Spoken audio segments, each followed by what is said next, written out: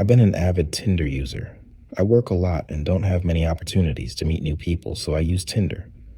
I used to set my preferences to much older men, thinking they would be more mature. Boy, was I wrong. I have many scary stories from Tinder use, and here's one from last summer. I matched with a guy, let's call him Rob. He was 54, and I was 24 at the time. He claimed he was a head chef at a local casino, so I thought he seemed pretty put together. I kind of have a system I use for Tinder. I chat with men I match with for several weeks, or until we both feel comfortable meeting face to face. Most creeps don't wait that long, in my experience. The first night we chatted, Rob started getting too flirty, first saying how beautiful I was, then continuously complimenting my body. As he continued, I got a little uncomfortable. Then he asked to meet, but I said not yet, explaining that I wanted to get to know him first. He understood, and we talked for a few more days following this same pattern. Initially, it was normal get-to-know-you stuff. Then he would get too flirty and mention how he loved my curves, which turned into what he would do to my curves and to me. I tried to jokingly tell him to keep it clean, as we didn't know each other yet, but he became more brazen. He would message me dozens of times a day and get upset if I didn't answer right away. Like I said, I work a lot at my family's business. We're in the food industry as well, and I'm not able to text at work. I didn't tell him my last name or where I worked, but I did mention that my family owned a bakery in our town. To keep it anonymous, I won't say which town, but there are at least 5 or 6 other bakeries here. As days went by, I started responding less and less because his constant sexual texts wouldn't relent, no matter how much I explained that it made me uncomfortable. And I wasn't looking for just a hookup. I wasn't set on a relationship, but if the chemistry was there, we could explore it. He grew very angry with me, the more I denied him. Finally, a week and a half later, I completely stopped talking to him and blocked his number. I thought that was the last I'd hear of Rob. I was wrong. I was at work on a Monday night shift. It was very slow and quiet, with just me and one other girl working. We got a phone call at work, and my coworker said it was for me. As the manager, I'm used to people asking for me, so I answered, stating my name and asking how I could help. There was a pause, and what I heard next made my heart stop. The man on the phone said, "Hi, sweetheart. It's Rob." I was frozen and couldn't even find words to speak. I definitely didn't tell him where I worked or posted on social media, so how did he find me? I shakily asked how he found me, and he said, "There are only so many bakeries in my town." This guy had called every bakery asking for a Kayla in my town. I was freaking out and didn't know what to do. He told me I had to come to his house that night, or else he would show up at my work. I didn't know what to do, so I agreed just to get him off the phone. Then I hung up and burst into tears. I obviously didn't go to his house and called out of work for the next couple of days. My sister, who also works at the bakery, told me the next day that a guy came in asking for me. I began receiving texts from numbers I didn't know, all from Rob, saying the things he was going to do to me. I would leave work and find roses on my car. He would call my work every time I was there, several times, asking for me and either breathing heavily on the line or saying more things he wanted to do to me. Some days he would come into work, buy a Coca-Cola, and hang around for 45 minutes just watching me. It got so bad that I had to switch my schedule, but my car is pretty distinct, so it was easy to tell if I was working.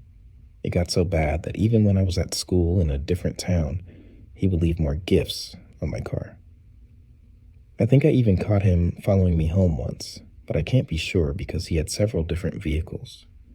I started taking my mom's car to work and doing more of the baking so I wouldn't have to be out front with the customers. I haven't heard from him in several months, just the occasional text or odd phone call at work. So, older guy from Tinder, let's hope we never meet again.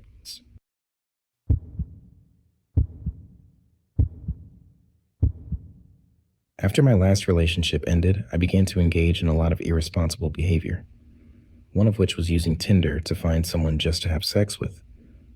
Unconscionably irresponsible, sometimes reprehensible. To my own detriment, I met up with a few shady partners up for a one-night stand.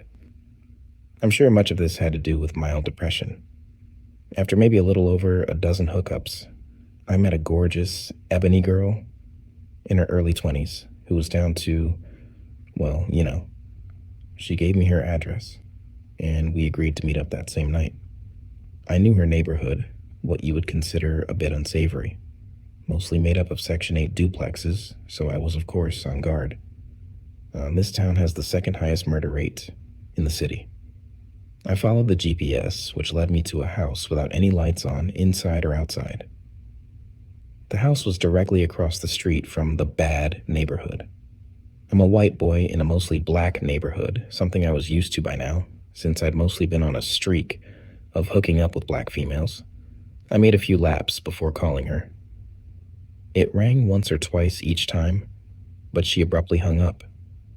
However, I did get a text. We'll call the girl Jasmine. The exchange went as follows, verbatim, as I'm going back and forth from my actual text messages to here. Jasmine: hey, where you at?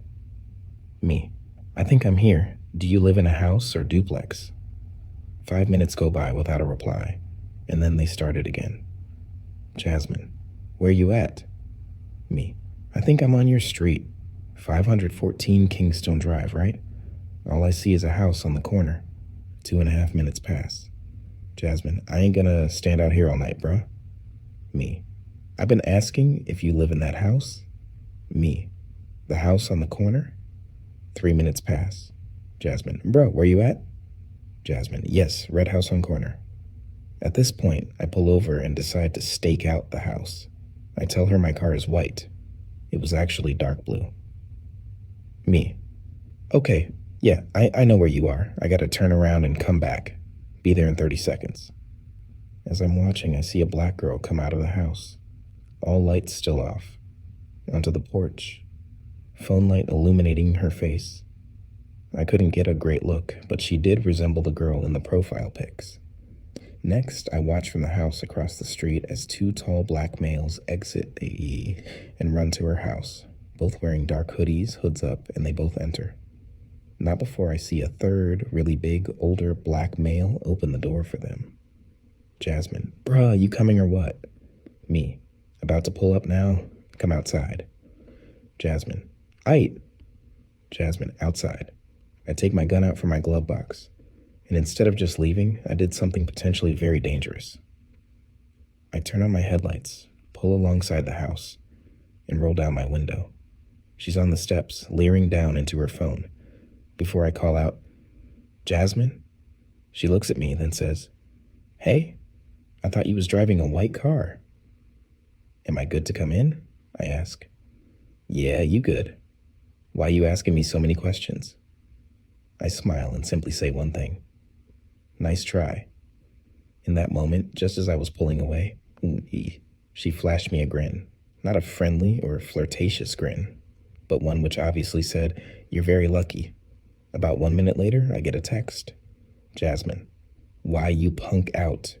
Me: I didn't. I saw your 3 friends go in there. Jasmine: they my cousins. You a bitch. Me: no, they ain't. The entire house was pitch dark. I'm not stupid. Then I got one more text, affirming my worst suspicions. A brief, albeit frightening one. Jasmine: haha. She blocked me after that. I'd like to say it was my last time using Tinder. However, from then on, I'd only meet people in public places. I'm currently in a relationship with someone I did not meet online. Just be careful out there.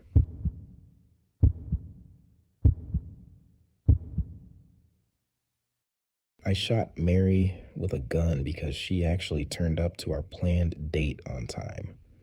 I am an introvert, and I like to do this thing where I try to get dates on online dating websites with people who are way over my league. Most of the time, they tell me to get lost, but there are those who just agree to a date and never turn up. I love it when they don't turn up, as the idea of dating and waiting for the person to come before a certain time petrifies me with such dread. Then when the decided time passes and my date doesn't turn up, it's the best feeling in the world. The feeling that I am going to be alone and that my date isn't going to turn up gives me such peace because I know that I don't have to talk or entertain someone. I know it's weird, and the best way to explain it, have you ever dreaded uh, going to a certain place and the last minute it got canceled? It's an amazing feeling, isn't it? That's what I am addicted to. I had a date with a girl called Mary who was definitely over my league, and the date was planned for 6 p.m. I was dreading it as usual, but at the same time, I assumed she would not turn up, which then gives me that great relief. Unfortunately, she actually turned up. She fucking turned up. I was going crazy inside, and a million things going through my mind, and I was so angry that Mary took the great feeling away from me. So I shot her. She is in hospital, and I am in a place for insane people.